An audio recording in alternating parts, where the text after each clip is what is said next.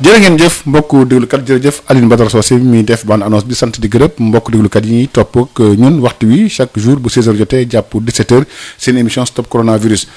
bande annonce bi daf ko def waaye dafa ala dawme parce que tey jii ñi nga xam ne nag ñoo ci war a wax yëpp la ñu oo ñu waxtaan ak ñoom ci sujet boo xam ne c'est un sujet crucial boo xam ne moom mooy ay di njàmbat.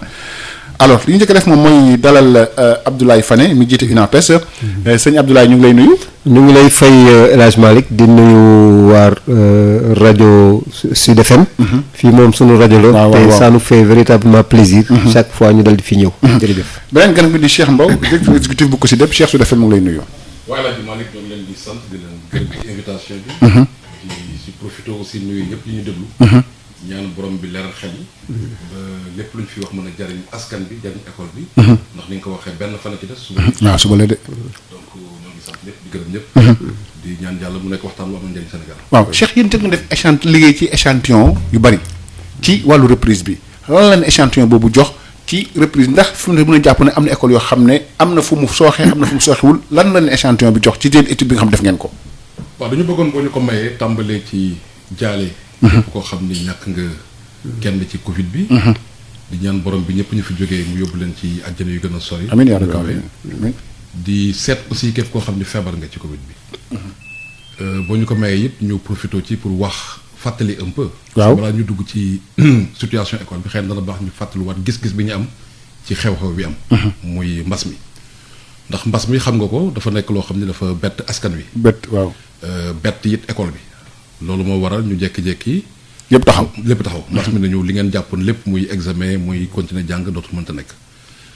mbas mi loo nekk aussi loo xam ne nii wax dëgg yàlla bi lépp taxawee it il a fallu que ñu fàttalu ko ni pandémie la maanaam dafa laalandoo réew yëpp. loolu laal réew yëpp nag ku nekk war nga cee ut pexe seet donc nan ngay jàkkaarloog moom ba nga xam ni sa secteur du ci gaañu loolu amul na kenn ku ci mucc waaye na nga def ba kenn du ci gaañu noonu. def naa noonu la baykat yi def.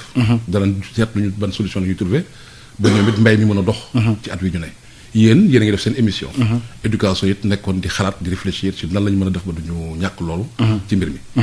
mais bi ñuy xalaat dañ ne bu ñu toogee mbas mi dañuy nangu ni suñu élimaan ñun ñëpp moom mooy waa kër docteur. waaw donc ñoom ñoo ñu war a wax ñuy def ñoom ñoo ñu war a tere ñuy bàyyi. ñun nag ñu ne woon kon nag lépp loo xam ne war nañ ko ci jël comme solution dañ ci war a ubbeeku ci waa kër docteur.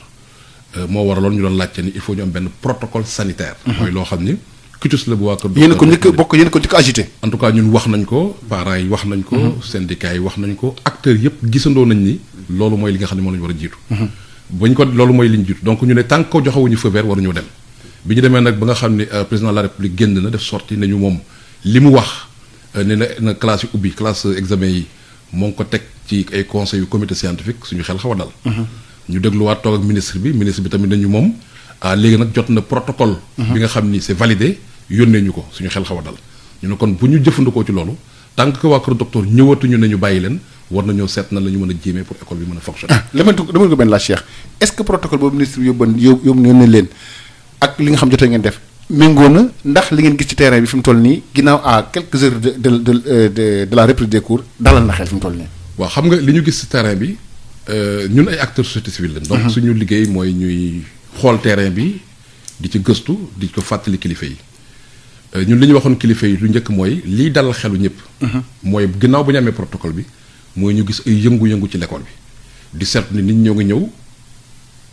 école ba amul toilette amul gànnuwaay. ñu koy defar. nit ñaa ngi ñëw gis ne école bi amul ndox ñu seet. mu yëngatu yëngu-yëngu muy am. mais malheureusement toog nañ lu yàgg yëngu-yëngu amul. ñoom ñu ne donc dañu am seen temps seen calendrier bopp. donc loolu ñun ñaax nañ ci gouvernement bi lu bëri loolu benn maintenant qu'est-ce qu'on a constaté présentement. li ñu seetlu présentement mooy évidemment am na ci week-end bi ñu génn parce que ñun bi ñuy def suñu checklist bi ngay wax. ñoo ngi ko def jeudi ak vendredi. mais week-end bi gis nañ ni am na ay góorgóorlu ay pas yu nga xam ne jot na am. en terme de indi quelques matériels. en terme de réparer ay tables. donc yooyu am na ci ay pas yu ci des waaye li ci ëpp ci li ñu seetlu mooy benn matériel bi nga xam ne moom lañ joxe. te mu war a protéger xale yi dafa mel ni matewul. kon te loolu donc dafa nekk benn mbir moo xam ne seetlu am na ci. mu nekk lu am solo. beneen bi mooy. am nay écoles yu ba léegi ñu am ay problème ndox ñuy fàttali ni ñun bi ñu demee terrain bi gis nañ fi école yoo xam ni dañu couper seen ndox te ñun waxoon nañ ni gouvernement bi. bu fekkee ni ubbi école bi vraiment yitte la war nañoo mën a fexe ba ñu garanti ndox mi donc ay coupé ndox waru nekk luy bloqué fonctionnement wu école yi. neewoon nañ lépp luy assurer facture ndox ak facture courant si jamonoy Covid bi gouvernement mënoon na ko jëlal boppam ndax école boobu ñu ma yéegal ni dafa coupé ndox dañu coupé ndoxam. ki ko doon def benn Alaaji Malick la. bu ñëw nekk bonne volonté far yàlla def mu jóge fi. bi mu fi jógee nag donc ñu coupé sa ndox donc problème mu disponibilité ndox parce que boo naan Covid. li ngay njëkk a seetlu mooy ndox yu mat. mais am aussi gànnuwaay yu mat. loolu aussi dafay nekk mbir bu am solo ak am aussi matériel bu baax te doy te ñett yooyu évidemment gis nañ ni naam am na ay jéego yu def waaye bëri na lu des lu am solo loo xam ni bu ñu ko deful diggante démb ak tey bokkul ci li ñu jot ñun comme feedback. Cheikh la nga teg foofu sa baaraam alors Abdoulaye ndax lii Cheikh Mbow yëpp dal na xel pour waajur yi bàyyi seen doom yi dem jàngi suba ci yenn école yooyu. dañuy mottali rek li Cheikh Mbow wax.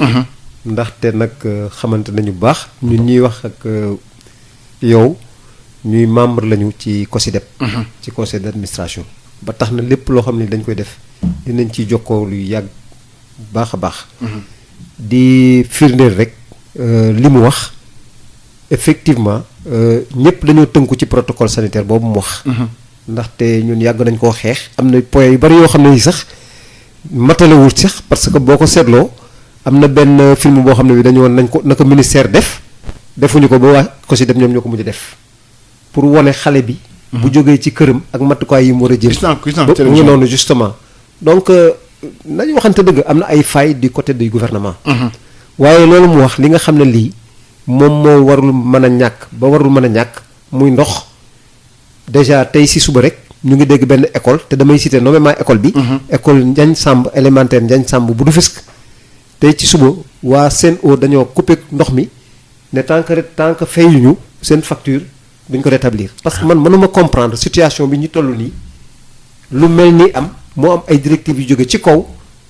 léegi ñu ne protocole sanitaire bi boole leen ci ndox bi war na mën a teew ay laabme ak yeneen léegi lu toll ni société bu toll ni Sen'Eau presque dafay mel ni chantage. waaw bu ñu ko yoree xaalis dañ ko war a fay. bu fekkee ne dañ koy yoreel xaalis. mais kay ñi ko fay kay ñoom bu fekkee ne dañ koy yoreel xaalis.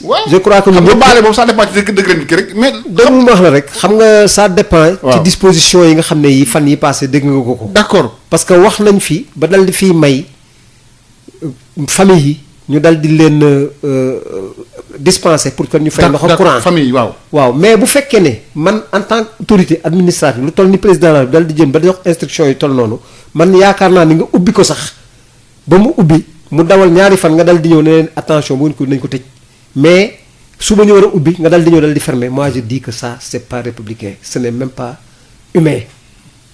ce qui veut dire ni ñuy demander au ministre de l'éducation nationale fépp foo xam ne fii dafa am point d'eau boo xam ne bii dafa waroon a dal di tëj nañu ko tijji occasion la aussi ñu inviter aussi les parents d'élèves parce que ndax wax dëgg yàlla aussi am na participation communautaire boo xam ne bii war nañ ko def parce que participation communautaire fi ma koy gën a waxee mooy gox-goxaan yi nga xam ne yi amuñu ay ndox am na ay teen ak yooyu na parents yi jóg aussi jéem a seet nan la ñuy mën a jàppalee écoles yi pour quand même benn dispositif même bu dee ndox lu mu néew ay bérégoog yu ñu dal ko fay teg pour mën a permettre véritablement pour que quand même le minimum muy lave-mains raxas say loxo mu war fa mën a nekk. xam nga man Cheikh ministre dafa wax benn wax keroog. waaw moom sax la ñëpp yàgg wax reprise mu ngi dépendre ci situation pandémie bi. bu ñu jëlee gox bu mel ni Dakar bi nga xam ne sur 3000 et quelques cas 2000 Dakar lañ nekk donc 73% wu Covid bi yëpp Dakar la nekk. Dakar am ay spécificité par exemple bu dee ko wax nangaan nga ñu dëkk ñun mën nga di kaas nag dem jànge ji sa vol jooju jaay dox dem. bu dee ko dëkk fii Dakar ñu jël exemple banlieue bi nga dëkk Pikine war a jànge fii nga xam moom moo nekk Lamine Gueye amoo paas car rapide nga jël Ndiaga Ndiaye mbala ay clando ngay jël cas spécifique bu Dakar lan ngeen ci liggéey ak tamit lan moo ci xalaat est-ce que xalaat ngeen ne la question directement ndax reprise mën na effective à Dakar demain par rapport situation pandémie bi nga xam ne moo fi am fi mu toll nii fii ci Dakar. voilà xam nga loolu nga wax ni dafa am solo. sànq wax nañ ko boo jëlee ci fond bi nga xam ni muy xaalis bi war a gunge. ubbite l'école bi. dafa nekk loo xam ni gouvernement da ko war a garantir. waaw parce que jàpp nañ ni yéen ñi mu leen di jàppalee presse bi. appui muy def presse bi. wala appui muy def kii de. secteur yëpp éducation moo ci war a jiitu. te 1000 milliards yi ñu waxoon muy fonds force Covid bi. ba léegi dégguñu lan lañ ci jagleel njàng beeg njàngale. doon na baax boo jëloon sax 1 millième waxuma 1/10 de 1000 milliards 1 milliard am moom mooy 1 milliard. 1 milliard kese boo ko jëlee si 1000 milliards. règle problème. réglé na presque problème yëpp. parce que da nga ci mën a am matériel boobu doy da nga mën a jox ay instructions waa Sen'Eau ba nga xam ne du ñu couper benn yoon ndox. donc pour ñun dafa am loo xam dafa dépendre ci ñun nit. am na loo xam ne dépendre si ñun. ci feebar bi la mooy waa kër docteur. am na loo xam ne borom bi la. mais li dépendre si ñun nit. matale ko dañ ko war a matale parce que li dépendre si ñun nit te jàpp nañ ni mooy li gën a yomb. mooy fexe ba ndox du couper. loolu gouvernement président de la République bu ñu déglu mooy joxe instruction ñu ubbi yépp parce que école yi amuñu sax xaalis bu ñu mën a fayee si ndox benn. li dépendre si ñun nit moom mooy matériel bi mat gel boo ko bëggee da nga koy jënd kese donc amul xam-xam da nga koy dem jëndi te xaalis bi war na fi mën ne boo jëlee lu ñu tuddee masques yi da nga koy jëndi masques yi boo ko doon calculer matul 300 millions pour mu mat élèves yi nga xam ne yëpp bëgg nañ dugg bu fekkee thermoflash da nga koy jënd thermoflash ñun bu ñu defee calcul du egg 100 millions nga mat la lépp donc moins d'1 milliard muy 1 millième boo ko defoon ci gunge ubbite bi pour ñun dana mat donc moo tax ñu doon wax ni keroog wax nañ ko ci waxtaan bi ñu am ak monsieur le ministre na ko dana baax que même xaalis bi ñu dugal ci gunge ubbite l'école bi ñu yëgal ko nit ñi. parce que problème de transparence non bien sûr. bu ñu ko yëgalee non seulement ñu xam ko ndax transparence la mais ensuite ñu mën a discuter ci orientation bi parce que gëm nañu yaa ko wax. que Dakar dafa am particularité xam nga li nga xam ni mënuñu ko doxalee ci biir réew. mooy ñu dugg ci égalité mooy naan 3 masques par tout le monde divisé da ngay dugg par équité. mooy ñi gën a soxla ñoom ñoo koy gën a jot. bi ñu jëlee dañuy jël ceeb bi jox ko askan bi. lu ñu wax. dañuy seet ñi gën a ndóol. waaw ñu néew doole. fii aussi bu fekkee ni da nga war a jàppale gunge njàng meeg njàngale bi da ngay seet école yi gën a ndóol. école yi gën a ndóol ay école publique lañ ñoo ci ëpp. école yi gën a ndóol mooy école yi nekk ci àll bi. école yi gën a ndóol mooy école yi nga xam ni privé lañ mais communautaire. mooy bi nekk ci ginnaaw raay di fay ko 1000 francs extra.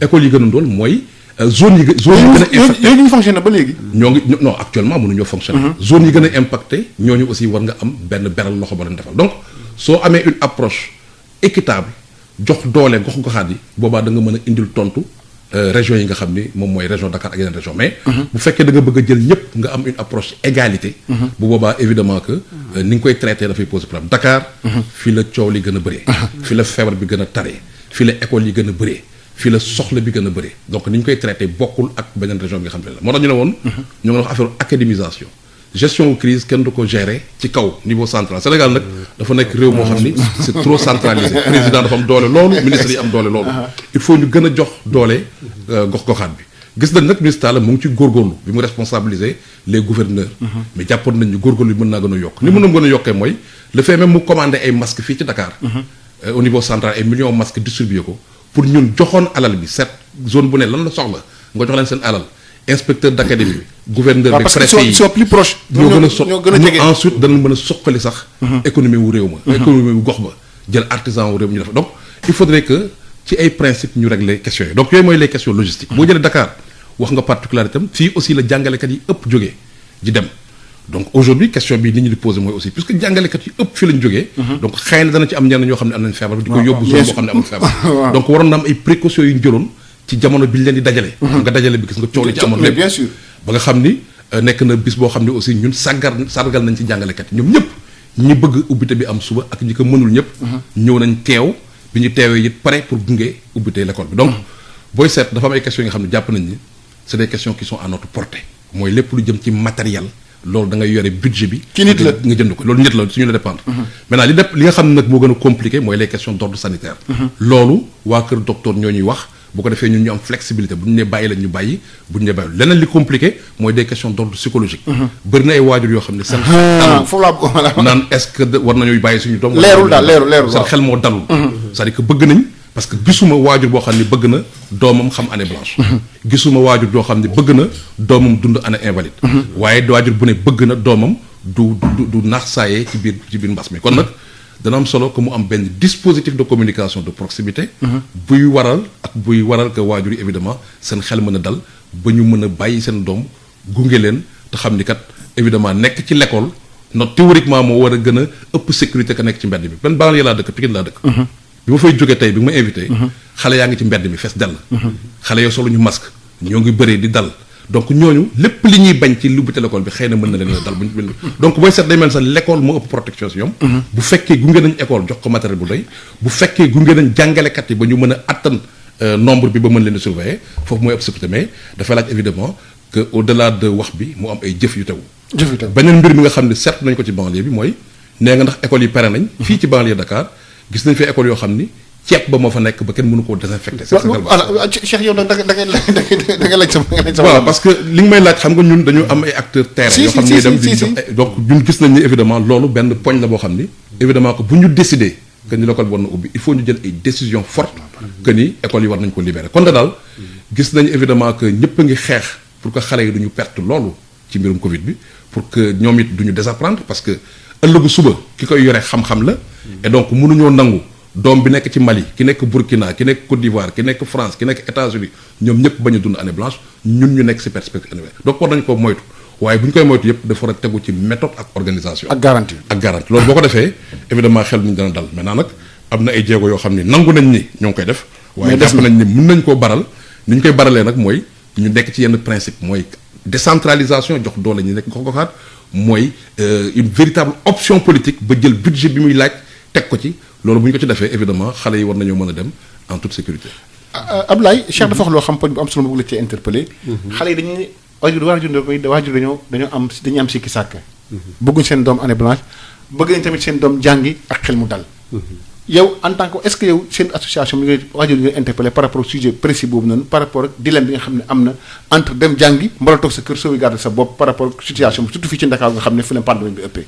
xam nga ñun bi mbir mi amee dañ ci teel a jóg. ndaxte yàlla dafa dogal le 14 mars bi nga xam ne bii ci le président de la République doon def déclaration. c'était le samedi 14 mars. dans l'après-midi. le matin même dañu am réunion secrétariat permanent pour dal di demander. au chef de l'État yàlla moom moo ko dogal. c'était pour lui demander pour que moom mu dal di jël ay responsabilités tëj école bi. far bi ñu ñëwee bay commencer la ñu dégg ne day def déclaration ñu suspendre. parce qu'on avait même invité les journalistes. pour que ñu dal leen informer.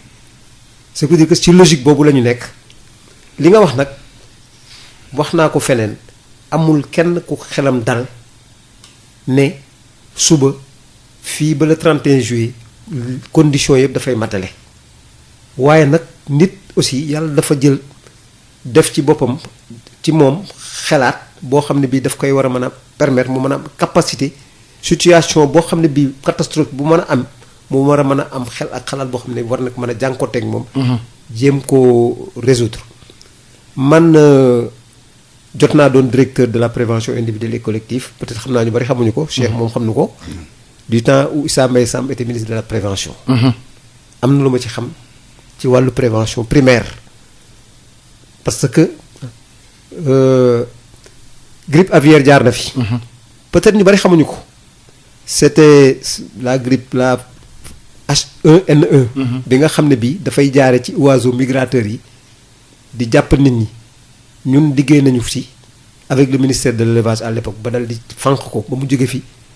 choléra bi mu fi jaaree it à l'époque en 2004 liggéey nañu fi ce qui veut dire que Sénégal am nañu expérience bi dans la gestion des épidémies. puis nag pandémie la. peut-être virus la alors que fële yeneen kii la pathologie la mais war nañu mën a am capacité xalaat ne lii war nañ ko mën a vaincre moo tax bu ma déggee ñi ñuy woowee ay nihilistes xëy rek dal di ne mënul nekk bañul nekk catastrophiste alors nit ñi dañuy dee man dem naa ba dégg sama tey ku naan même. buy enseignant buy dem na préparer maanaam miraas boppam yu kenn xamul donc moi je crois que nañu inscrire ci disposition wu ne war na mën a nekk ba war na mën a nekk. problème bi nag mooy ku nekk am nga loo déroulé dal di koy teg. mais comme niñ ko waxee rek moom la Cheikh waxee lépp mu ngi tënku ci protocole sanitaire bi li ngeen di wax nag ci banlieue bi ñun li ñu xalaatoon mooy dañu waroon njëkk a def une cartographie. des zones à risque yàgg nañ ko wax identifier zones yi nga xam ne risque par rapport à la pandémie. voilà c'est très important. parce que nañu waxante dëgg xam nañu dëkk yi nga xam ne yii même affaire bi muy comme survenir ñun xamoon nañu ne fa muy jëkkee gën a lawee xam nañ ne fu mel ni Touba fu mel ni Louga parce que boo xoolee pratiquement les populations émigrées yi ñu bari nekk bitim réew. foofu la ñuy kiiwee. donc erreur boobu la état bi def approche communautaire bi aussi dañ ko xaw a sàggane te ñun yàgg nañu wax ne. la meilleure manière de régler ça c'est pas une prévention médicale c'est une prévention individuelle et collective. La prévention individuelle et collective elle n'est pas médicale da ngay wax ak nit ñi communication pour un changement de comportement dem ci gox-goxaan yi heureusement bu ngeen seetloo li ñu waroon a njëkk a def moom la ñu mujj a def. parce que conseil des ministres bi passé le chef de l'État dal di wax ne léegi pour que gouverneur yeeg yooyu ñu dal di dem ci zone yi ba ñoom ñëpp fi mu ne ñu ngi wàcc alors que bu fekkoon ne responsabilisé nañu. conseil de quartier yeeg bàjjenu gox ainsi de suite. parce que mën nañ fa def dispositif boo xam ne bii même bu fekkee ne sax gis nañu un cas suspect ñu remonter information bi. man li ma bëggoon bu ko defee. waaw ñu jéem a seet nan lañ koy mën a saafara mais dal di xëy. bon j'ai rien contre les médicaux. ñoom si ñoom la ñuy tënku. mais bu fekkee ne bàyyi nañu prise en charge bi rek chaque matin à 10 heures tout le monde est à l'écoute stressé angoissé. ñu dal di ne temps ñii dee nañu ñii kii nañu. mais finalement panique sax ngay installé au niveau des populations. alors que le professeur Moussa Seydi foofu laay terminé. le 2 mars le 2 avril. un mois après la pandémie déclaration bi mu def c'était très clair. dafa ne le seul combat qui vaille c'est le combat de la prévention c'est pas le combat de la prise en charge. d'accord donc loolu je crois que bu ñu ko tënkoo rek avec collaboration communauté bi am na nu muy demee peut-être dina mën a amoindrir cas yi ñuy vivre actuellement. Cheikh bu ñu desuwaatee ci jàngalekat yi ñoom ñu war a gis nañ dem bi nga xam ne coow indi woon na ko ci jàngalekat yi ci élèves yi boo tey ñu jëlee exemple rek xam nga tax mooy dañuy wax Sénégal yëpp mais dem parce que région yi man région yi laa jógee. tey bu fekkee da nga jógee Casamance de Moussa Valdiodio da ngay dox dem c'est moins compliqué transport élèves yi à Dakar.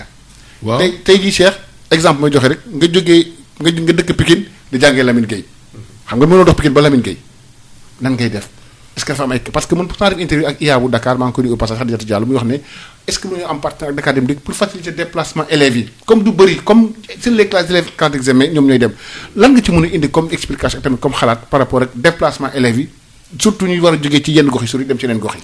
waa élèves yi dina ci am ñeent xale yoo xam ne daf may yitteel.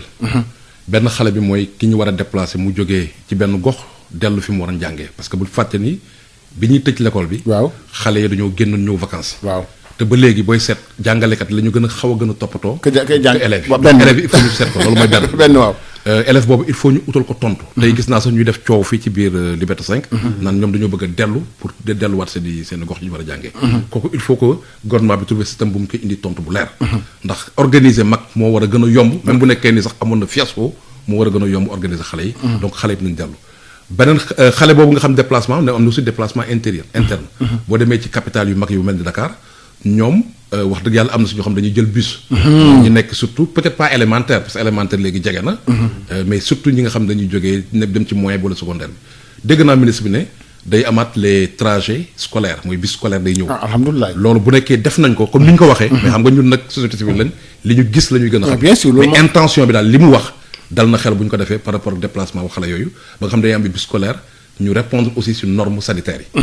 donc xale yi nga xam war na leen déplacer. région département ak xale yi war déplacé wu ci zone yi loolu dafa nekk yitte boo xam ne am nañ ko ci beneen élève bi nga xam ne yitteel nañu mooy xale bi nga xam ne dafa feebar bañ na ko sa feebar moo tax yow exemple nan la waroo jàngi xale boobu aussi il faut ñu ko tontu nee nañ chaque année doon na am évidemment ay session de remplacement octobre mais il faut ñu formaliser ko parce que session yooyu yu ndaw la doon bi yoon xëy na nombre bi dana gën a mën a bëri donc xale boobu aussi yitteel nañu xale bi nekk situation de vulnérabilité mooy ñetteelu xale bi ma yitteel parce que tey boo duggee ci intérieur Sénégal gox-goxaan yi am na waajur boo xam ni boo ko nee joxeel bu masque yi matul ba mu war a jël 200 francs jëndal ko doomam masque. mënu ko day bàyyi. mënu ko donc il faudrait que gouvernement bi garantir disponibilité matériel yépp surtout pour xale yi nga xam ne ñoo gën a nekk ci ay situation yu difficile xëy na yow sa doom mën nga ko utal xëy na masque. xëy na sa doom mën nga ko utal gel. mais donc am na ñoo xam ni seen i papa ki ñu yaakaar moom mooy gouvernement bi te gis nañu matériel bi ñu joxe manqué na. beneen xale bi nga xam ne aussi yitteel nañu. mooy xale bi nekk ci classe intermédiaire. parce que ba léegi ñoo ngi wax classe examen yi xale yi nekk ci classe intermédiaire mooy ñi nekk CI wala CP wala CE1 wala nekk 4e 3e wala première seconde ñooñu aussi il faut ñu indi leen tontu bu ëpp tontu bi président de la République wax parce que président mi wax mooy nañ dellu ci apprendre à la maison baax na naam waaye ñëpp xam nañ ni. defee ko fi Sénégal day donc il faut ñu utal leen tontu donc pour ñun ñeent xale yooyu. sa question dana ma yóbbu ci ma fàttali leen maintenant nag ñooñu ñëpp nag. ki nga xam ne moom mooy ki leen di aar di leen lijjanti mooy jàngalekat bi moo tax dañu ko war a fonk moo tax ñu rafetlu keroog seen taxawaay malgré jafe-jafe yépp ñu taxaw déterminé wu dem benn mais ensuite ñu xam ni même bu amee ay risques de contamination enseignants yi sax ñoo gën a exposé xale yi ndax ba léegi waa kër docteur wane nañ ni feebar bi mag la gën a aay ko ci xale kon nag enseignants yi nga xam ne ñoo gën a exposé wu nangoo ñëw taxawati waneeti na doole wu fonctionnaire tey booy seet bu ñu nekkee ci mbas fonctionnaire si moom la ñu yaakaar mooy ki ñëpp di fay. ki nga xam ne mooy liggéeyal ñëpp kooku du privé. fonctionnaire bi moom mooy jàngalekat bi mu d'accord ak bañ a d'accord dafay dem. moom mooy infirmier bi matériel mat ñàkk mat dégg nga coow li ñu coow yëpp mais ñoo ngi taxaw jàkkaarloo feebar bi moom mooy force de l'ordre yi. gis dégg nga li ñuy wax ci affaire seen indemnité yu ndaw yu leen jox mais malgré ça ñoo ngi taxaw si télé bi donc bu ñu génnee ci mbas mi war nañ am beneen doole bu ñu joxaatee fonctionnaire ndax ndekete yoo kooku mooy kii liggéeyal Sénégal bi yëpp suñ ko soxlaa bu d'accord ak bu d'accord. Ablaye dama bëggoon di soxla ci beneen poñ maanaam ci masque yi. gis nañ ne ñu bëri jàpp ne masque yi war nañ ko matériel parce que. xam nga ñëpp amuñu xeetu masque yu baax yi ñoom yi ñu takk yu bakkan yi ñu takk xam ne. da ngay takk dem fóot ñëwaat teg. mbaa nga takk làkkee bu dagg. ku nekk ak sa doole toll. est-ce que yëpp mat surtout masque yi nga xam ne loolu ba xam nga loolu ci protocole sanitaire bi la bokk. waaye tey ñu jox jël benn mooy li Cheikh Maodo jël benn élève jox ko benn masque. mun nga wàcc fóot ko corde bi dagg nga ñaw ko mun lu ne mën na am parce que fii doole yemul. effectivement doole yemul te peut-être li xew ñu jógee ci réew peut-être dañu wax yenn yi. doole yi am na yenn gox yu sori yoo xam ne. dafa dëgg luxe te pourtant nécessité lay doon. d'autant que prévision bi sax dafa ndaw parce que dañ ne ñett masque par élève. merci beaucoup boo ne ñett masque pour élève. te nga bëgg a ubbi école bi ci 60 jours muy ñaari weer. day mel ni benn masque pour 20 jours. pour 20 jours xam nga kon xale bu nekkee masque lavable la. masque moom boo ko fóotee ñaar ba ñett ba ñeent. doo ko sori kon il faut côté boobu ñu ëpp ambition. ba nga xam ne surtout nag ñu bañ a am nag une approche comme j'ai dit égalité. 3-3 non c'est pas ça. dañuy seet fi ñu ko gën a soxlaa. man jàpp naa ne am na ay écoles yu mag yu nekk Sénégal. yu nekk Dakar particulièrement yoo xam ne soxla mën nañu bañ a soxla masque. ñooñu seen i waajur am nañ ko kuy fay 50 000 ak 80 000 100 000. mën na jëndal doomam masque mais ñi ko gën a soxla boo nekkee ci situation mbas. entrée bi vulnérabilité la bi entrée bi du nekk leneen lu dul vulnérabilité. ñi ko gën a soxla ñooñu nga war a gën a gunge. parce que ñooñu seen i waajur am mënewuñ ko donc ñoom ñooy yaakaar ci seen waajur bu njëkk muy nguur. Ablaye voilà di fàttali suñu kan tey mooy Abdoulaye Fane bu INAPES ak Cheikh Mbow directeur exécutif bu COSYDEP soo see mën nañu bu antenne bi 88 628 98 98 nga rootee 88 628 98 98 ngeen di ootee ngir mën a bokk yéen seen émission Stop Corona. alors Ablaye gis nga li nga xam Cheikh wax na ko ci ndongo yi gis nañ ndongo yooyu fi mu toll nii ñoom ñooy centre lépp waaye lépp mu ngi dépendre ci situation pandémie bi ñu jël exemple wax avant di antenne yaa wax ne léegi situation bi c'est un peu compliqué que banlieue ci banlieue bi sax lu tax mu gën a compliqué ci banlieue bi xanaa ci wàllu vulnérabilité bi la wàllu jumtuwaay la bala ñàkk matériel la pourquoi situation bi gën a compliqué ci banlieue bi damay ñaan rek wàllu masque boobu bala ma raw allez-y waaw ma wax ci allez-y dafa am solo lor j'ai beaucoup apprécié l'initiative du gouverneur de Kaolack bi mbir mi kiiwee dafa jël as tailleur yi nga xam ne ñu ngi ci dëkk bi yépp mu organiser leen dal di leen jox marché bi pour ñu dal di confectionner ay masques. peut-être d'ailleurs sax ça a été très gênant que xawma association sénégalaise de normalisation dal di ñëw dal di ne tag léegi masques yi bii mooy prototype bi déjà créer na rupture parce que man je dis que bu fekkee ne da ngay defar te ñii am nañu bonne volonté man j'ai vu même dans des villes ñoo xam ne ñii ay association tailleur dañoo ñëw de manière bénévole ñu defar ay masques ñëw di dugg ci kër yi di ko may gratuitement bien sûr je donne l'exemple de mon quartier là-bas à Rufisque moi je crois que bu fekkee ne yu mel noonu am na état bi pour faciliter mënoon na def benn ay prototype de masque labelliser ko dal di ñëw jox ko tailleur yi ñu mën ko defar am ci dara parce que xam nañ ne affaire bi aussi impact bi sur le plan économique laal na tailleur yi ce qui veut dire que initiative yi nga xam ne yi dafa jóge ci askan wi war nga mën a fekk noo koy valoriser souvent je le dis moom mooy les fameuses plaques d'immatriculation yu bees yi nga xam ne ñu ngi koy jël comment peut-on comprendre au Sénégal ay plaques d'immatriculation véhicule ñu koy jox ay marché étranger alors que sunu artisan yaa ngi fii ci dëkk bi ñu bàyyi donc pour revenir ak problème vulnérabilité boobu nga wax je crois que c'est très simple concentration humaine bi am région de Dakar dafa indi vulnérabilité surtout sunu banlieue yi nga xam ne mais fii am na yenn zone yoo xam ne yi boo demee côté ay Kër Massar ci ginnaaw ay Malika bu ñu la waxee dañoo jukki ci teen doo ko gëm te ñu ngi ci région de Dakar situation yu compliquée mais je crois que ñu mel noonu comme ni nga ko waxee l'entrée c'est xaw ma noo ko waxee ne entrée bi c'est par là c'est très pertinent parce que affaire bi waroo jël rek dal di scorer nga dal di ñëw rek plaquer rek dal di séddale de manière arithmétique war ngay def étude pour xool ne fii effectivement boo demee dans la am na yenn zone yoo xam ne à Dakar soxla ñu masque moi je suis sûr am na parents yoo xam ne sax masque yi ñu leen yi ñuy joxe dañ koy jël teg ko fee jël seen masque yoo xam ne yu gën a am qualité foofu jox ko seen i doom ce qui veut dire que approche bi foofu la ñu war a mën a commencer du point de vue du transport xam nga il faut faire du benchmarking. Touba ce matin rek maa ngi dégg ne waa Mbàkke yi xale yi jóge Touba di jànge Mbàkke ñoom organiser wu nañu sur le plan local ba ñu lëkkaloog chauffeur ya fa nekk. bu ko defee ñu mais initiative des initiatives locales. mais lan la war a mën nan la ñu war a mën a toogee di xoolee Ndakaaru ba li fi nekk yëpp ci ay oto ay transporteurs ay sociétés de transport ñu toog ba actuellement à moins de 24 heures dara leeragul pour ci xale yi pour ñu transporter ñu dal di jàngi. ça risque de créer des problèmes. donc loolu daal il faut véritablement ñu insister pour que ñu dal di xalaat nan la ñu war a mën a defee pour que école yi ñu mën a am ay cars yoo xam ne dañu leen consacré pour seen mën a seen transport dina éviter distanciation dina régler distanciation physique boobu ak yeneen ak yeneen. waaw alors soo c'est 88 la 628 98 98 ngeen oote 88 628 98 98 ngeen oote Cheikh vu li ñu wax yëpp est-ce que mën na reproduire effectif suba ci yenn régions yi. waaw c'est-à-dire que li ñu wax yëpp. fi mu ñuy yóbbu mooy wax nañ ko mooy il faut ñu xam ne Sénégal du benn robb kese la ñu war a solal ñëpp. zone bu nekk particularité xam nga yow bi ngay préparé émission yaa ngi naan ma. Dakar man la Dakar. waaw si dina ay jafe-jafe. waaye ëppul jafe-jafe en valeur absolue beneen région. bien sûr ku nekk ak say forme jafe-jafe. waaw Dakar problème am mooy nombre bi ak pandémie bi. boo jëlee Sédhiou. waaw fa la abri provisoire yu bëri. donc ñooñu il faut ñu utal leen. merci buy ànd ak ñoom. merci beaucoup. am na zone boo xam ni taw ba dana fa teel a ñëw. ban Ziguinchor lañ koy indil. Ziguinchor Sud-Est bi extra. Ziguinchor donc zone bu nekk ak particulier am na zone boo xam ni amagul Covid. donc ki amul Covid aussi beneen enjeu la nan lay def ba continuer di aaru. donc il faut ñu gën a dooleel ci gox-goxaat yi dégg nga élèves yi sax jóg. ne dañuy dans le cadre du gouvernement scolaire. mais ñooñu aussi foofu li ñu fa wax mooy. il faut que Sénégal que bu ñuy liggéeyati ci yu mel nii ñu ubbil ko si xale yi suñuy doom. mais wax dëgg yàlla bu dee xam-xam.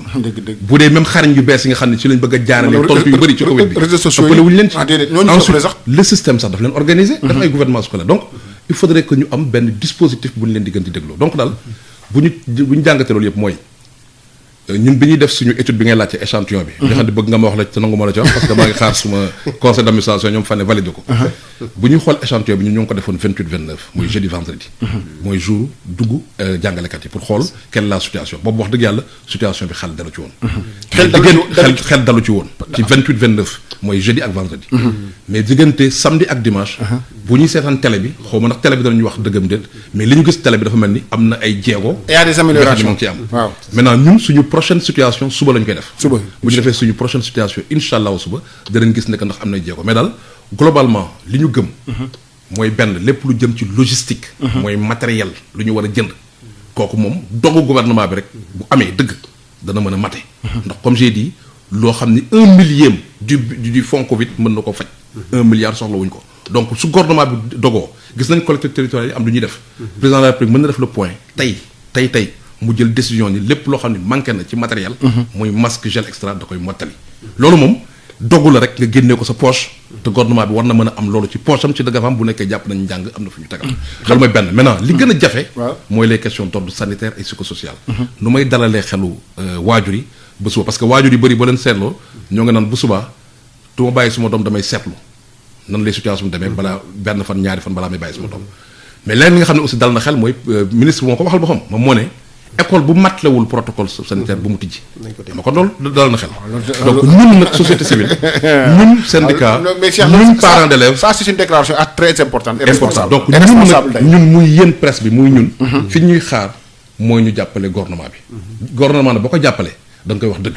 donc nañu xool suba terrain bi xool véritablement la situation ba nga xam ne lépp loo xam ne am na fa comme jafe-jafe ñu def la monté mais jéem a ubbi école moom. jéem a fexe ba suñuy doom rëcc ci mbirum Covid bi ba njàng mën a am moom amul kenn koo war a mën a bañ a tàccu. pour ñun loolu lu baax la parce que amul benn réew bu ko jéemul parce que xale ñaar mooy am. soit mu nekk ci mbedd mi parce que booy jël la situation réelle c'est pas li am Almadies wala yenn zone yi nga xam ne mën nañ téye seen doom. banlieue bi ñu jógee ak gox-goxaat yi xale yaa ngi ci mbedd mi. donc xale nag bu ñu ko mënee jàppale ba mu mën a nekk ci l'école bi fa la ëppee sécurité loolu mooy benn ñaar man gis naa ay xale yu jigéen yoo xam ni. commencé nañ nag dem di uti ji. liggéey dem di nu ñu ko mën a waxee. bindu donc loolu. mooy wàññi ni kon bu ñu deful nank dana am décrochage bi nga xam ne da ci mën a fekk donc xale yi seen place école la. nu ñu mën a fexe nag ba ñu nekk seen place mooy ci l'école bi mais en même temps ñu aaru loolu mooy fi ñuy xaaree kilifa ak nguur ñun nag société civile liñ ci war a def yaakaar nañ ñoo ngi koy def mooy depuis tàmbali ba léegi lépp lu jëm ci rappel ci veille ñoo ngi koy def. ak ñaax ak ci wane terrain bi jottali ko ministre bi ñoo ngi koy def. sant yàlla aussi taala cooli koo xam ne am na dégg-dégg parce que boo ko woowee mu wuyu la boo ko yónnee mel mu tontu la konte nag bu ñu bàyyiwul loolu xëy na yàlla mën nañoo def li test bi ñuy def parce que j'ai dit toujours que reprise bi test la am na réew yu ko essayé benn fan. ci ëllëg suñu tëj. am na ñu ko essayé benn fan. semaine bi stop ñu tëj donc test bi bu fekkee jox nañu ko fulla bi mu war gunge ko ni mu waree yàlla mën naa def évidemment mu nekk lu réussir. soo c'est 88 la 628 98 98 ngeen ootee 88 628 98 98 ngeen ootee Cheikh dafa ubbi woon benn poñ bu am solo ci spécificité par région. gis nañu tey jii par exemple bu dee ay région Kaolack ñoom la ñu ngi faral di ruuj pour waajal tool yi. te ñu bëri boo xam ne say doomi góor ñoo lay jàppale ci tool yi Sédhiou ay abri provisoire la am. Ziguinchor dafay dafay teel taw alors comme yow association bu mag nga yore pour réew mi yëpp ñooñu naka lañu appréhender exemple rek par rapport ak Ziguinchor bi nga xam dafay taw léegi sax mu commencé taw ci nawet bi par rapport ak reprise cours yi suba ci wàllu Covid bi. xam nga mooy li ma doon wax rek. boo ko seetlew bi ñu mettre en place le comité de veille. au niveau du ministère de l'éducation nationale. ministre bi quand même. dafa demander à tous ces services déconcentrés muy inspection d'académie ku nekk dal di def situation région wu. yaa bu nekk boo ko seetloo yaa bu nekk bi mu defee situation région sur le plan pédagogique ak même sur le plan de l'environnement scolaire yooyu bi daf ko dal di defar un excellent document. bi mu ko defaree nag ce qui veut dire que ministère bi en principe ci loolu la waroon a basé wu et am naa yaakaar ni ci la war a mën a basé wu. parce que dem nañu ba dal di identifier établissement yi nga xam ne yi mën na doon ay abri provisoire. à la place ñu am ñeneen yoo xam ne yi à la place xale yi mën nañ fa jànge. tout à fait ce qui veut dire que au niveau local bu ñu amee confiance rek ci autorités yi et particulièrement ñi nga xam ñoo am en charge de l'éducation muy IEF ak IA yi war nañu mën a am loo xam ne bu remonté ci kaw dinañ ci mën a basé wu comme ni ko Cheikh waxee. xaw ma lan par l'entrée xaw ma par lan. par la vulnérabilité bien par la vulnérabilité. une belle expression spécificité la. bu ko defee dinañu war a mën a kii te moom lay wax toujours lépp loo xam ne dañ ko war a def les gens parlent toujours souvent de bottom top xaw ma. seen kii yooyu moi je crois que kii bi xalaat bi le pensée là ça doit être ci suuf dal di yéeg. bu information bi yéegee ci kaw nag. ci kaw dal di mën a jël analyser dal di koy delloo ci suuf. donc je crois que loolu kii la benn kii rek laay wax ministère de l'éducation nationale. je crois que war nga ci rendre compte. et am na benn vidéoconférence bu ñu mës a def ba nga koy wax xam nga yenn saa yi dem ay jafe-jafe. pour quand même yenn saa yi s'il y a des informations très chaudes ñu mën a am benn référent au niveau du ministère. parce que ñun dañuy travailler ci base bi. yenn saa yi day am lu doy waar. loo xam ne yi da ngay am pour remonter mais kan nga koy jox donc ce qu'on demande mooy que le ministère mu am un monsieur pandémie xam nañu ko war a mën a tuddee koo xam ne kii dès l'instant que information war na ku jaaxle dem ci moom voilà bu ko defee moom mu mën a répertorier information bi automatiquement nit ñi mën a xam ban taxawaay la ñu jël ce matin rek je donne l'exemple de l'IA de Rufisque qui nous supplie pour que ñoom lu ñu dégg suñu coordination départementale bu Rufisque nañ ko remonter rapidement mu mën ko kii dem na sax ba ne lépp lu ñu xam sax au niveau national nañ ko wax moom mu wax ay collègues am donc il y a des dysfonctionnements yoo xam ne yi aussi loolu aussi au niveau de ce ministère là bien que am na ay secrétaire général directeur de cabinet xaw ma tel mais dañu war a dem même bu dee benn task force xaw ma nu ñu koy woowee. boo xam ne bii lépp dafay remonter information à chaud yi parce que lii bu fekkee parce que gis nga xaw ma nu ñu koy waxee am na période boo xam ne bii mooy semaine bii. c'est une semaine qui est décisive déterminante. am na yenn questions yoo xam ne bu ñu ko réglé wulee rek ça peut déterminer même la kii yi ci des. donc loolu daal vraiment on le souhaite pour ce ministère là. ça c'est 88 le 628. et en pensant aussi au ministère de la formation professionnelle. l'enseignement technique et la formation professionnelle. parce que on semble beaucoup se focaliser ci ministère de l'éducation nationale. mais ministère boobu aussi nañu waxante dëgg war na yëngatu parce que topp ci ginnaaw rek. mel nit al toppee ci ministère de l'éducation moi je crois que aussi am na en charge de l'éducation il faudrait véritablement que ñu dal di koy gis que mu mën a visible parce que apprenants yi am na ñenn ñoo xam ne aussi dañoo jóge ci centre de formation yi ñibbi seen i gox-goxaan. te war nañu mën a def aussi un dispositif bu mën a permettre ñooñu ñu war leen mën a organiser comme ni ñuy organiser enseignants yi parce que man ce matin j'étais avec la coordonnatrice des gouvernements scolaires du Sénégal. Maguette Ba la fille là de kii on était ensemble ñoom dañu ne bu ñu ñëwee bu ñu gisul lu dal seen xel. duñu jàngi ba pare nee nañu à Pikine Limamoulaye am na seen morom yu bari yoo xam ne ñu ngi ci région yi ñëwaguñu te peut-être ministre bi il paraît que demain foofu lay ubbee affaire bi officiellement dina fa dem. fan banlieue. ba à Pikine. Limamoulaye. te ñoom nee nañu mën nañ ko nuyu gërëm ko sant ko mais de manière très correcte dinañ ko wax ne bu seeni morom ñëwul dina xaw a jafe pour ñu jàngi. xam nga Cheikh lu tam problème. parce que li problème bi mooy nga dal di xëy dispositif yooyu nekk en place. gisoo élèves enseignants yi nekk ci biir classe yi gisoo élèves. xam nga Cheikh te loolu war nañ ci bàyyi xel. affaire def nañ ay effort gaa mais dafa mel ni am na loo xam ne dafa matul maanaam manqué na parce que dispositif yi jël pour acheminer maîtres yi te ñëpp xam ne réew mi ni mu tëddee. fii ku jël feet ñu mën nga jàngee Dakar fekk dëkkuloo fii mën nga nekk Kaolack fekk dëkkuloo fii c'est-à-dire da ngay bouger loolu yëpp waroon nañ cee taxaw ba nga xam ne élèves dañu mën a ñëpp si par exemple retour enseignant yi ñu def mais am na retour élève te war nañ ci mën a bàyyi xel. su ko defee lii nga xam ne. mais El Hadj Malick y a doguma la y a un comité national qu'ils ont mis en place tu te rappelles. comité national bi d'après ñoom li ñuy wax y a 14 départements ministériels 14 départements ministériels bu ñu dindee ministère de l'éducation y a le ministère des transports. y a le ministère de la santé. y a le ministère de l'hygiène publique. y a beaucoup de ministères yoo xam ne ñu ngi ci mais est-ce que am na solidarité gouvernementale boo xam ne bii war na permettre ku nekk la nga war a dox nga dal di koy doxal je crois que loolu aussi c'est un problème il faut vraiment que ces ministères là ku nekk sa wàll on nous a signalé même que jusqu'au moment où nous parlons am na école yoo xam ne kenn désinfecté wu ko et je pèse bien mes mots parce que am nañu information yi donc il faudrait que ministère bu nekk la nga xam ne war na ko def même les collectivités territoriales parce que l'éducation et la santé c'est des compétences transférées. Et le sport aussi. Loi 96/06 c'est des compétences transférées. Ce qui veut dire que ñoom actuellement boo ko seetee mars la ñu voté presque budget wu ministre kii yëpp collectivités territoriales yëpp ce qui veut dire que même commencé guñu sax exécuter seen budget mais xaalis a ngi foofu. donc mën nañu ko jëfandikoo pour. xaalis a ngi foofu est-ce que loolu mën nañu ko jël remonter ko ak aussi au niveau des établissements scolaires avec les conseils de gestion.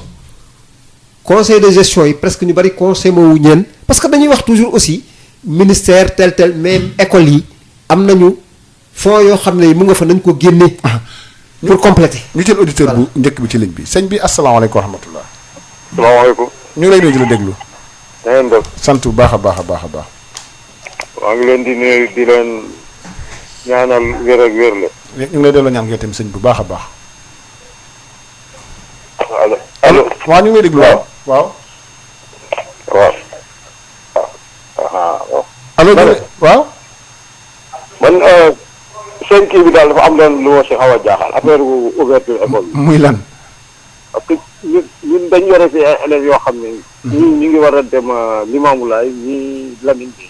fan oto bu leen yóbbu. yow fan ngay oote. Kaolack. Kaolack fan ci Kaolack. Kasnack. yow de daanaka mu sori wantu allez-y waaw. man daal loolu xaw na maa jaaxal. loolu de ànd ministère de kenn new fi mu toll nii waaye am na société civile bu fi nekk am na wajuru ndongo yi. loolu rek moo ne woon sa laaj. waaw ñu ngi fii boobu ba léegi man dox naa bu nekk mais man daal affaire bi jaaxal na. voilà jërëjëf sëñ bi. te fii tam nga fii dara matu fi école yi dara matewu. dara loolu beneen mbir la dara matewu. waaw jërëjëf kon sëñ bi. ok Cheikh dégg nga. waaw je crois que li mu wax dafa dëggal sànq. li ñu ñeent façon xale yi ma waxoon rek. yu la soxla am na ci xale bi nga xam ni question déplacement il faut ñu régler ko. bien que ñoom sax seen coow moo gën a tuuti waaye dafa nekk koo xam dañ ko war a seetlu. ki nekk Kaolack dafa war a jàng seen Dakar. war nañu ko trouver solution. je sais que ministère li mu wax mooy nañu rapproché wu ci inspection d'académie yi. ak IEF yi. mais ñun gis nañu ay IEF yoo xam ne demal nañ fa suñu bopp. te IEF bi sax amul tontu bi.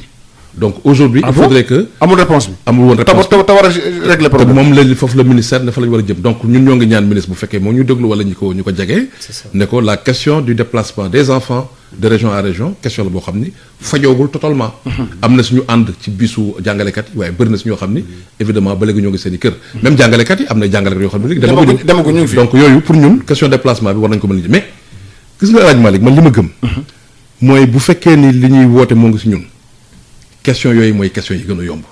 ah bon. ah oui question logistique. dafa war a yomb. Cheikh couvre-feu bi ñu tëj waaw d'accord. non couvre-feu bi kan moo ko tëj. ministère état. ah état kan moo bëgg xale yi jàngat. état donc donc ni mu ko tëjee mën na koo tëjee. bu ko bu yow mi bu bëggee nga dem Kaolack suba nga dem Kaolack.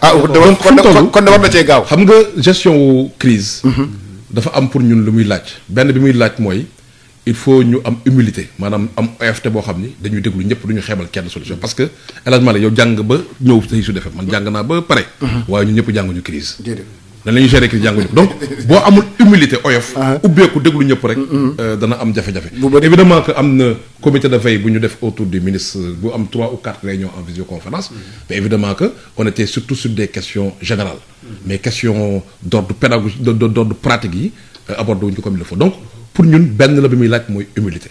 beneen bi nga xam dana ko laaj mooy décloisonnement. bu ñu ci nekkee mënatoo raisonner ni ministère éducation. ministère transport ministère intérieur. donc il faut ñu xam lan la ñu bëgg. te ñëpp converger vers li ñu bëgg donc xale yi nañ dellu fi ñu war a jàngee loolu la ñuy tontu suñu xarit bi wootee. fële ci Kaolack. te ministre bi xam naa moo ngi ñuy déglu wala am na ñu koy déglul nañu jàpp ni évidemment que cette question là n'est pas totalement résolue. donc de la même façon wax na matériel bi matewul il faut ñu def le point ñun on a fait un point comme j'ai dit 28-29. sur seulement 95 écoles il faut que ministère bi nga xam ne am na moyen wu def la situation. mais mu communiquer ak nit ñi xam parce que li ñuy def c'est pas entre moom ak ses techniciens mooy IAF mais c'est entre moom askan bi ñoo bëgg am xel mu dal na ñu def le point ne suñu temps d'école yi ñu am 14000 lii booy situation bi bii defar nañ ko bii defaruñ ko école yi classe yi nga xam ne abri provisoire lañ jot nañoo am foyer bi wala am nañ telle place def nañ ko donc on fait le point et on communique de manière simple pas ay phrases yu gudd ak ay kii yu philosophique de manière très simple à travers des images ñu def la situation parce que boo defee situation bi sànq mag naan la man gisuma waajur boo xam ne bëgg na doomam def année blanche. gisuma waajur boo xam ne bëgg na doomam année mais waajur bu ne bëgg na xelam dal pour xelam dal da ngay communiquer ak moom donc loolu daal la ñuy ñaax encore une fois suñu kilifa yi ñu xam ni détermination wu fexe ba école bi rëcc ci mbas mi loolu lu baax la war nañoo góorgóorlu ñun ñëpp. mais il faut ñu solution mais il faut ñu gunge ko nag ci dëgg. parce que sànq yaa ngi wax budget yi man sax d'accord ma ñuy sonal ñeneen non budget wu tu as dit que am nga benn fonds wu 1000 milliards jël ci 1 millième mooy 1 milliard. nga régler question yëpp donc aujourd'hui li manque ci matériel war nañu ko mën régler ba nga xam nag li ñu jàkkaar loolu nag mooy les questions d'ordre psychosocial mooy les questions d'ordre pédagogique nan la ñuy def ba xale yi bu ñu nekkee ci classe ba ak seen jàngalekat seen xel day nekk si jàng bi parce que nag tu peux imaginer classe boo xam ni xale ba day ñëw kenn ki sëkkat maître ba di lijjanti sëkkat ba wala extra donc ba finalement au lieu ñu nekk si classe ba tas au lieu ñu nekk si njàng dañuy nekk ci yeneen donc yooyu mooy question yi gën a jafe non Cheikh yow macha allah parce que bu boobaa beneen poñ xam nga Abdoulaye xam nga dafa am wàllu stigmatisation xam nga léeg-léeg nga ñëw rek daal di tissu te feebar dañ ne kuy sëkkat tamit léeg-léeg yëf yi mën na laa dal mu war a indiwaat ak encore ay stigmatisation xelu jàngalekat bi war a dal xelu élève tam mun a dal est-ce que tamit nekkul war comme ni ma wax rek koo xam nañu am foo xam ne au moins dispositif alerte boo xam ne bu jaaxle amee ni kët na jonn ka ñaan ko yàlla rek nga am foo dem nii. xam nga fan laay tontoo. c'est très simple. élection yi bu amee. le dispositif électoral 48 heures avant. day nekk parce que ñun on a servi dans les régions moi j'ai fait 15 ans dans les régions. waaw au plus fort ay 83 j'étais chef de bureau de vote à Balou. près de Bakel.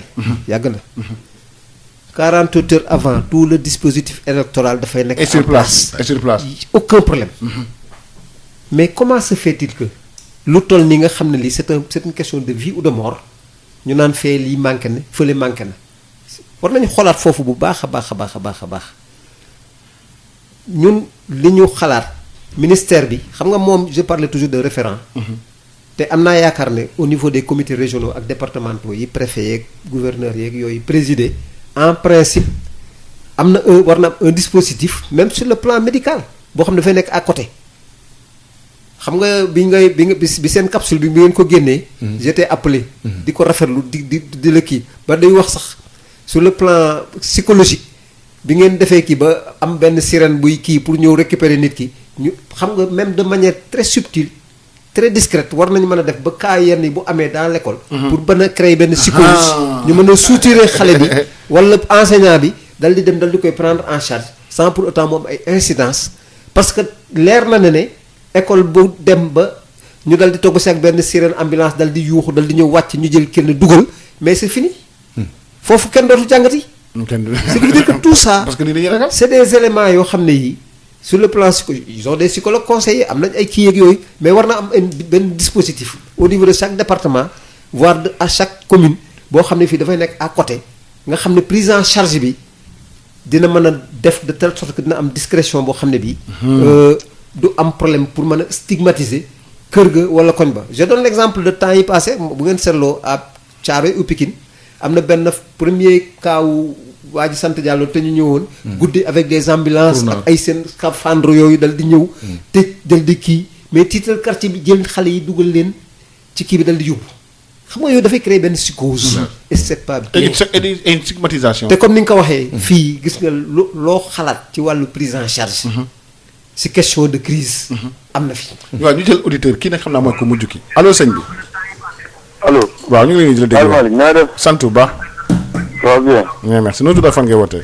man la Badiane Olivier maa ngi wootee président APR maa ngi wootee Diourbel. waaw ñu ngi nuyu monsieur Badiane waaw. ça va na nga def. sant bu baax a baax a baax a baax. alhamdulilah waaw dama bëggoon joxe sama contribution. allez-y waaw. man maa ngi nekk président APR bu école Sidi Guissé bi nekk Diourbel. ñu déjà ñun def nañ préparation yi avec suñu association bi ne ci koñ association sportive bi ñëw nañu ba def nettoyage ñu entretien yëpp def nañ ko déggul ak suñu directrice vraiment moom tam mu ñëw gàddu bale def vraiment li mu war a def léegi nag li ci des état bi la ñuy xaar pour l'instant nii quoi bon à part loolu mais xam naa ne ren bu fekkonte ne bi affaire bi jàll na doon na gën a kii bi jàll ñi def examen jàll doon na tax état bi mu am benn issue bu mu def. kooku nag rëcc nañu. soo seen waxtu ñu tërale woon daanaka jeex na. waaw xanaa Cheikh parce que tam 17h jot na xam léegi nag Adama wala Birame ñëw présenté journal bi ñu def rek le mot de la fin Cheikh rapidement. waaw mot de la fin bi rapidement mooy ñaaxaat askan bi yëpp suba bis la bu mag ci ñun parce que day mel ni ubbitawaatu l'école ñun li ñu gëm mooy njàng ak njàngale moo war a jiitu lépp donc chaque fois bu ñu doxee gis xale ci mbedd mi. quelle que soit la situation du lu ñuy neex te xale yi ñi fi ëpp ñoo ngi dëkk dans des zones populaires. nekk dans la à l'intérieur du pays ñooñu bu mbas amee ak bu mbas amul gis nga ni ñu comporté ñoo ngi ci mbedd mi donc fu ñu leen di protéger mooy l'école donc ñun ñëpp nañu góorgóorlu ba réussir loolu ñu tuddee mooy test de reprise parce que dañu koy jéem. ñaan borom bi mu gunge ñu ci. man nag pour le réussir wax nañ ko dafa war a am détermination wu ku ne. ku ne li nga war a def da nga ko war a def ba mat weesoogul xëy na li ci des ci temps tuuti na. mais kilifa yi ñuy déglu ñoo ngi leen di ñaan lépp loo xam ni dafa jëm ci mborum matériel mooy xaalis boo jël di ko jëndee. nañ ko mottali tey def le point ba xelu askan bi dal mais aussi en terme de communication ñu wax l'état des lieux. waajur yi ñoo ngi leen di wax ni nañu jàpp ni bu subaa incha allah la ñuy jéem jarul ñuy tiit nañu ànd ak simplement ñun ñëpp responsabilité. bu suñu xel dalee ñu gunge suñuy doom.